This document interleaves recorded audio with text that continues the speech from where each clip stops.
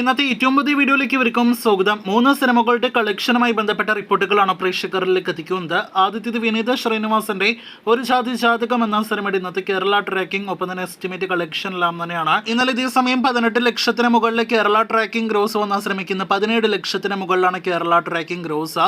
ഇന്ന് ചെറിയൊരു കളക്ഷൻ ഇടിവ് സംഭവിച്ച സിനിമയ്ക്ക് ഇന്നലെ 45 ലക്ഷത്തോളം കേരള ഗ്രോസ് ആണ് വന്നതെങ്കിൽ ഇന്ന് 45 ലക്ഷത്തിനടുത്ത് തന്നെ കേരള ഗ്രോസ് ആണ് പ്രതീക്ഷിക്കുന്നത്. ഇന്നത്തോടെ സിനിമയുടെ ആകെ കേരള ഗ്രോസ് 4,35,00,000 മുകളിലേക്ക് എത്തപ്പെടുമെന്ന് പ്രതീക്ഷിക്കുന്നു. കാത്തിരിക്കൂ സിനിമയുടെ കൂടുതൽ കളക്ഷനായിട്ട്, ഒപ്പം തന്നെ ഫൈനൽ വെർഡിക്റ്റ് എല്ലാം തന്നെ അറിയാനായിട്ട്.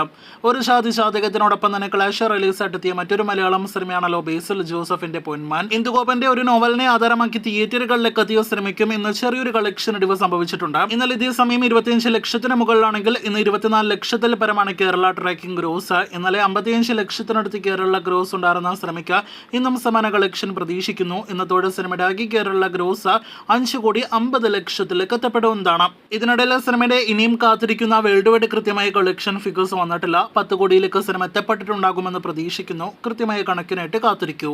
നാളെ ഫെബ്രുവരി 6 തീയതി പുതിയ വമ്പൻ ഇന്ത്യൻ സിനിമ തിയേറ്ററുകളിലേക്ക് എത്തുകയാണ്.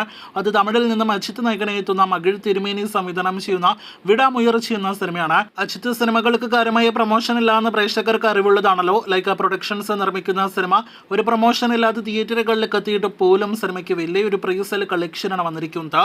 തമിഴ്നാട്ടിൽ 16 കോടിയിലേക്ക് പ്രീസെൽ കളക്ഷൻ എടുത്തുകൊണ്ടിരിക്കുന്ന സിനിമയുടെ വേൾഡ് വൈഡ് പ്രീസെൽ 25 കോടി പിന്നിട്ടിരിക്കുകയാണ്.